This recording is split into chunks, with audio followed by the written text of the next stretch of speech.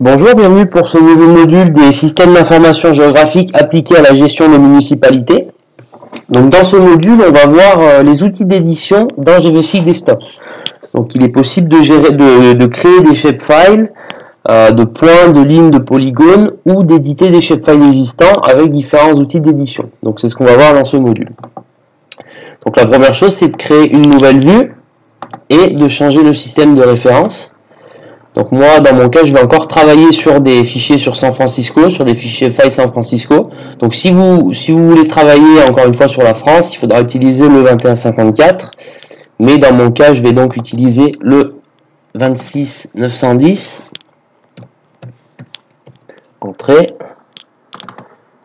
appliquer et accepter. Voilà. Donc là, le système de référence a été changé. Ensuite, je vais ajouter donc mes fichiers. Ajouter.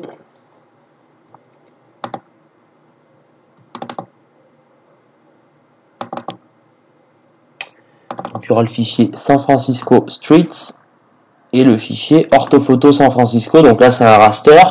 La taille du fichier n'est pas trop grosse, donc il n'y a pas besoin d'utiliser tuile, il faut utiliser normal, ça devrait suffire. Accepter. Et on va donc avoir notre carte avec les rues et l'orthophoto. Alors si on veut changer l'apparence des rues pour qu'elles soient plus claires et plus apparentes, donc il suffit d'aller dans propriétés, symbologie, et on va prendre par exemple le rouge, ok, et augmenter un peu la largeur. Voilà, donc là c'est plus clair, on a nos rues et notre orthophoto de San Francisco.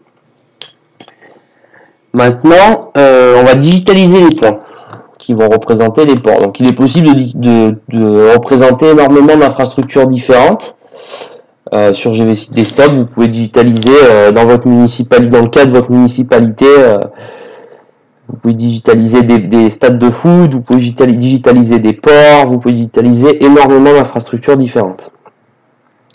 Donc pour ajouter des points, parce que du coup les ports vont être représentés par des points, il faut utiliser donc le menu Vue, nouvelle couche, créer une couche Shape, suivant,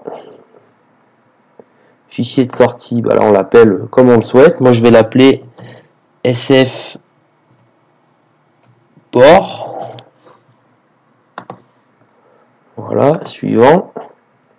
C'est là maintenant qu'on va déterminer les paramètres de la nouvelle couche, donc on va l'appeler port,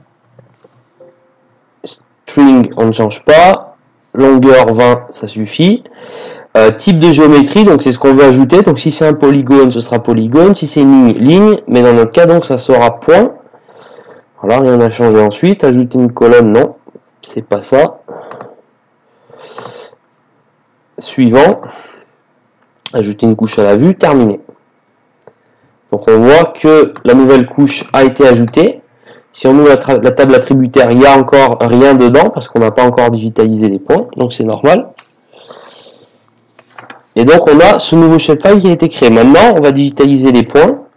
Donc pour ça, il faut commencer l'édition en cliquant droit sur le shapefile. Et on utilise cette icône-là qui est insérer un point. Et maintenant, on va insérer des points. Donc un ici. On va en insérer un ici, un ici, et un ici, on va dire, voilà, c'est pour représenter donc les ports, on peut même en ajouter un ici.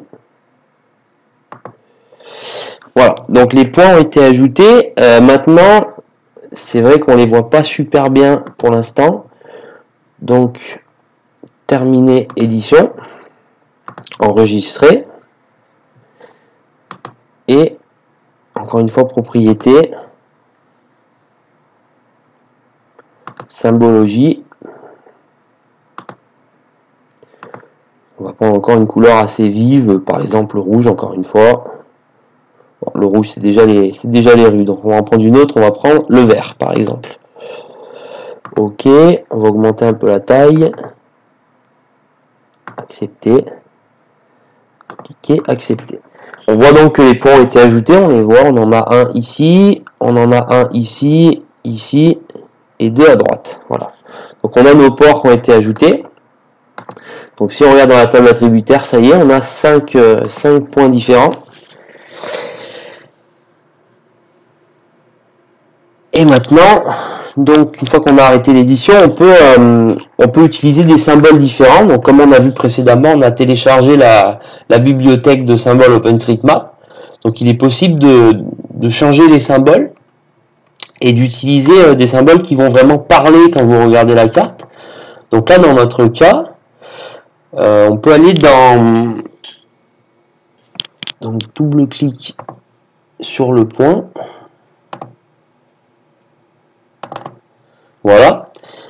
Et si on veut, donc, on peut utiliser des symboles basiques avec des couleurs comme ceci, mais on peut utiliser donc la bibliothèque OSM. Donc si on clique sur OSM, on va ensuite dans transport. Donc vous pouvez utiliser, encore une fois, dépend ce que vous digitalisez, vous pouvez utiliser plein de types de symboles différents. Vous voyez que pour chaque catégorie, il y en a plein qui sont disponibles. Mais dans notre cas, on va utiliser donc transport. Vous voyez qu'il y a les symboles destinés aux aéroports. Nous, ce qu'on veut, c'est le symbole du port. Il est là. On clique dessus. Accepter. Et on voit donc que là, pour chaque port, on va avoir ce petit symbole avec le bateau qui va beaucoup plus parler si vous voulez faire une carte thématique où vous voulez représenter, par exemple, dans notre cas, les ports, et ben ça va être beaucoup plus parlant avec ce genre de symbole. Si vous voulez vous rendre compte un peu plus de ce qu'on a fait avec la digitalisation, on peut aller dans propriété du raster, transparence, activer le mode opacité, puis diminuer un petit peu l'opacité de l'orthophoto.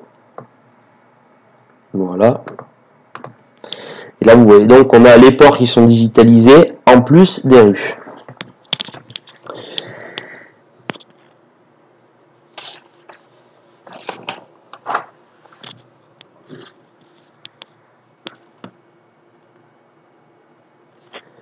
Donc ensuite, dépend ce que vous voulez effectuer comme type d'édition.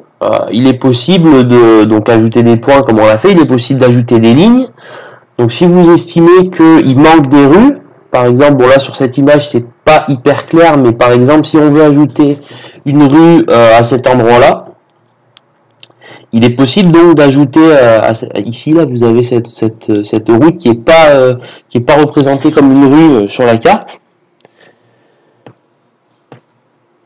Donc ce qu'on peut faire, c'est on prend la couche rue, commencer l'édition, et on peut insérer une polyligne, c'est-à-dire ajouter une rue. Donc on peut la commencer ici, ici, et ici. Double-clic pour terminer, et on voit que la rue a été ajoutée. Donc vous l'avez ici, la rue qu'on vient de créer. Si on va dans la table attributaire, on a cette rue tout à la fin qui a été créée, donc il n'y a aucune coordonnée parce qu'elle est à la base pas dans la table attributaire, donc il n'y a aucune coordonnée qui est rentrée, il n'y a pas d'information sur cette rue, mais il est possible donc d'ajouter des rues et si vous le souhaitez, ajouter des informations à la table attributaire.